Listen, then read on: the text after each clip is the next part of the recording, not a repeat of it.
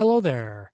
Welcome to Tech Talk Weekly. I'm Bob from Creation Station. This is our weekly show where we talk about 2 to 3 interesting tech stories out there in the news, leave you with some kind of fun, cool library fact, and send you on your way. Today we have Desiree Roland from the Sterling Road Library. How are you doing today? I'm doing pretty good. Thank you for having me here. Thank you for being here. It's been a really great day. You've got a really bright sunny day behind you. That is awesome. Yes, I do. I do. That Very is That is gorgeous. If you haven't been down to the Sterling Road Library, it's a really beautiful, long, stretched out bowling alley, old fashioned kind of library. It's really fun to go around and poke there. But we're going to get started right away with our stories here because we've got some interesting stories in the news that I think this week. And the first one that crossed my path earlier this week that I really was interested in was this one on batteries. So how long do you think your battery lasts, Desiree? Does it last long enough for you? Yeah, so far. Good. I got a new phone 2 years ago, and it still will go most of a day without. I wake up in the morning, and it's still got a little bit of a charge when I go to put it down. And that's one of the common complaints everybody always has, how batteries are always wearing out or, planned obsolescence and stuff. Well, it turns out this was a really great article, and all links to these will all be in our show notes afterwards. The fact that batteries are actually 97% better now than they were 15 years ago, but we're just not noticing it. So, and part of that is these lithium ion batteries. So this gets really complicated, and we're not going to go into the right now. But I just want to point out that why it's called a lithium battery is because your cathode, your positive, the little plus sign on your battery, that's made of lithium. That's one of the ways of how things move around in a battery and bringing energy to everyone. And definitely come back and read this story because it's really cool information, all sorts of stuff about how they've made batteries over the years, how things have changed, some really good charts to show you exactly what trade-offs you're making. Like this one right up here. If you want to have a lot of cycles where your battery can charge up and down, you can use up your battery and then recharge it and use up, well, then you're sacrificing how fast you can charge that, or what the specific energy is you can get out of your battery, or how long it will actually last, the calendar life of your battery. So using different types of rules and looking at all these things. This one, did you spot this one in this article, Desiree? Yes, I certainly did. And did you see the whole thing where they've got flexible batteries that are like little bubbles now that just fill in the rest of the space inside of a phone case and just fill up all the little nooks and crannies was just a really cool thing. And doing this, but every single battery is the same, whether it's in your electric car, whether it's in your toothbrush. All of these batteries are all made up of the same thing. So you have all these different ideas of what's better, higher performance, lower cost, all these possible ideas. But the one piece of this story that I think everybody hits down really easy to make it understand is they talk about the idea that software efficiency and stuff. New battery for the person who wrote the article, new battery for his camera, 27% better. That sounds pretty good, doesn't it? It does. It's wonderful. But then he goes in to explain that he gets half the use out of his camera with that same battery. Because even though he went from 15 milliamp hours, earlier in the story, they explain to you exactly how all those milliamps all work and everything like that. Don't worry about it. Up to a 1900, but you have so much more power that the camera uses, and those much higher quality pictures that you get and all those things take up more power, and using that optical viewfinder instead of just a piece of glass you look through, etc., reduces it down to only half. And you're complaining about your phone, right? So I wanted to highlight this for everyone. Did you take anything away from this, Desiree, out of reading this? Yes, I did. I've learned that batteries have come a long, long way. I mean, with the special technology, which is lithium ions, it gives us a greater freedom, which we're not constantly have to scurrying around looking for chargers, looking for plugs. Everything is pretty much it's enhanced. It's so convenient for everyone. So that's what we all need these days. Yeah, definitely. And that's one of those things where we don't even really notice it sometimes because it's just creeping up on us that it's getting better and we all expect more. It's just like, hey, where's my flying car, right? So we just all expect it. Um, and even though and with lithium ion, even though there's all this new battery technology coming out, by the way, they still say they can get 50% better with lithium ion before they really have used up everything. So we have a ways to go. We have some bits to go around here. Another story that's out there that caught my eye and it's pretty obvious why it caught my eye because I do all the VR stuff for the library system. They did a really great full-blown thing here. Full articles, we'll have a link to the original article. If you're out there looking for news stories, you're probably going to find a couple of actual news stories based on this article. And I always try and show you the original article. This is all about how they've got some scientific studies now to prove when you're using virtual reality, when you're in that VR headset, your body doesn't know what it's doing. They've got some fun things. You've done VR before, Desiree? Yes, you were the one that introduced me to it. And we've put you there where you're falling off the building, or not falling off the building, but you feel like you're about to fall off the building and you're standing up there on that high thing. Or have you done any of the exercise type games? Exercise, sure. Yes, certainly. And so those sorts of things all affect your body just believes and understands what you're doing. Because if you're driving in a car, you can see everything around you. You know that your body's moving faster and your body can react to that. Or if you're walking or running, etc. But when you put on that VR headset and things are happening to your body without you actually doing them, your brain just translates that to real action. And they've got some proven now studies and gone through, and there's some original slides in here. Again, I highly encourage you, go read this article. It's really a lot of fun. When they had people laying down flat, but told them in VR they were standing up and walking, their brain actually made the muscles of their legs start working so they could continue walking. And the balance in their ear just readjusted from laying down to standing up, even though their head never moved. Everything starts moving and shifting inside because the stimulus was just so much. What do you think about this? You looking at VR for doing anything around the house? Yeah, sure. Why not? I mean, with VR, well, this article discussed how they use it for training astronauts, which is so very important because they need to understand how gravity really affects the way that they feel and see things around them. Yeah.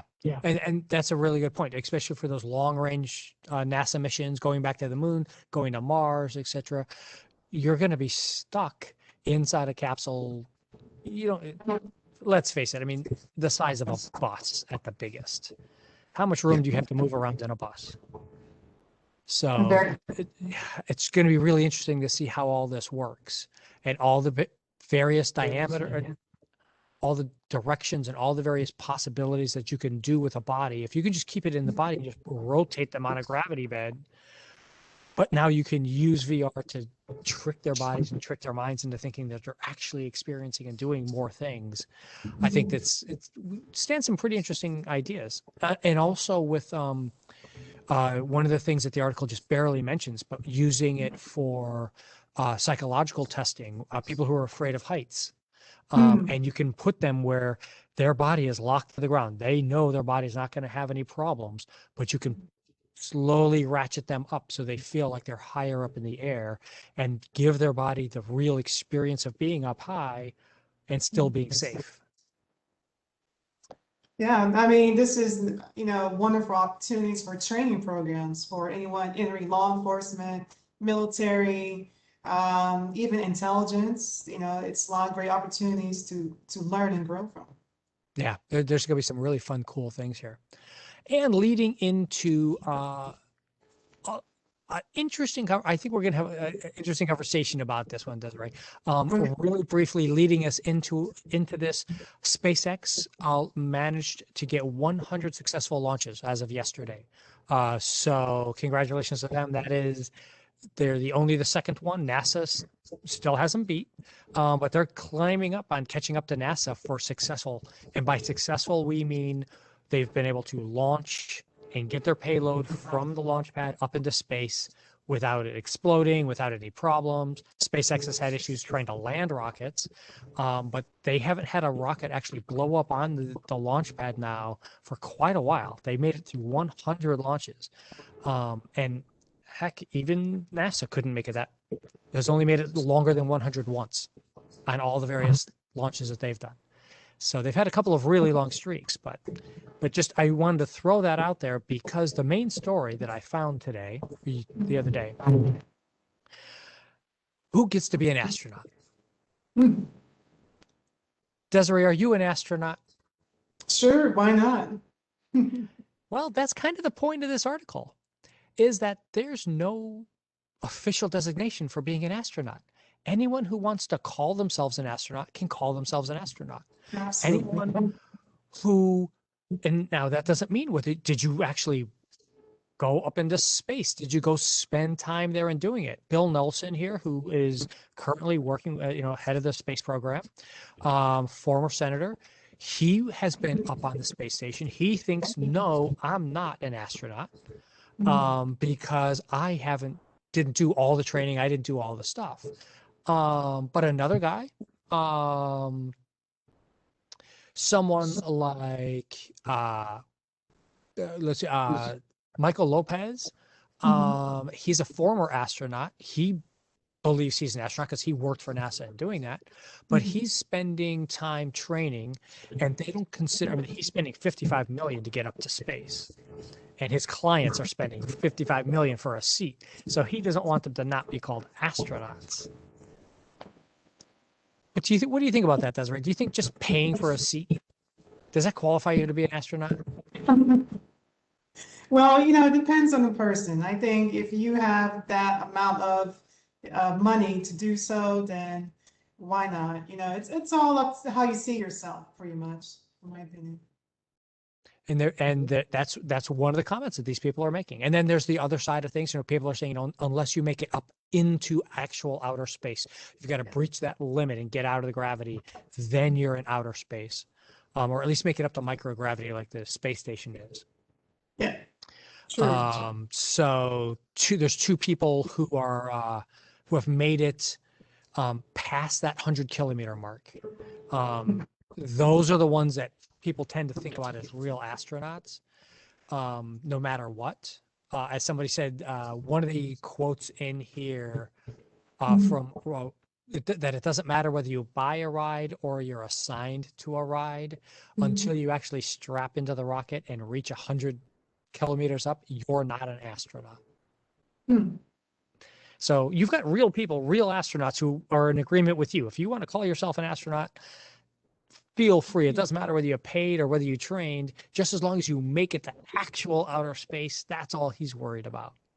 Yes, I agree. But it turns out there's nobody that actually gives these names out.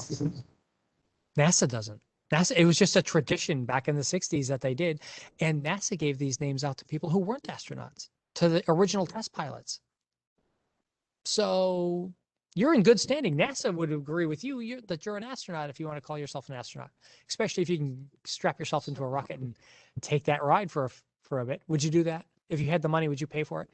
Yeah, I will. I've always been, pretty curious about space and want to get that kind of intimate experience. So why not? What about yourself? With the Oh, opportunity present, would you if do it? if I could, if I can get up to the space station, I would go do that. Go take a vacation on the moon. That's my kind of thing. I would do that. I'd end up wanting to come back. I think I am past that point in my life where NASA or anyone's going to let me join and be a regular member of an astronaut team, an engineering team or anything, to be a crew member. They're not manned missions; they're crewed missions. And being a crew member, I think, would be a really fun thing if they ever need someone from libraries. Hey, I can go and go. Or maybe that's the thing. I go retire on the moon.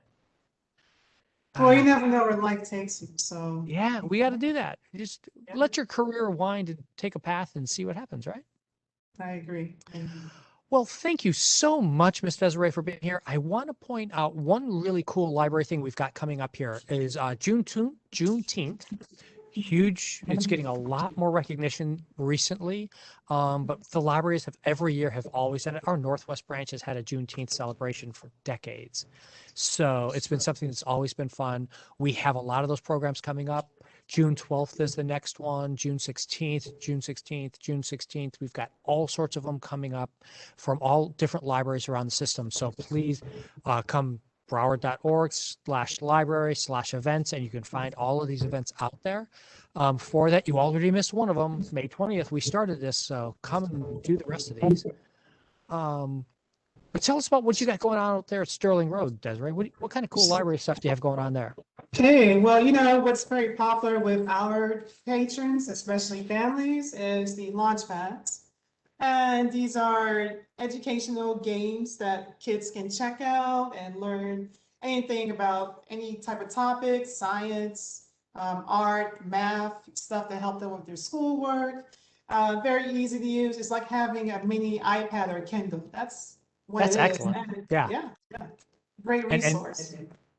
I've seen those. They're pretty well reinforced. I mean, they're still a computer. They're still a tablet. You can't jump on them, but they're pretty good to let a toddler use and spend some time on, and that it's safe because agree. it's controlled content.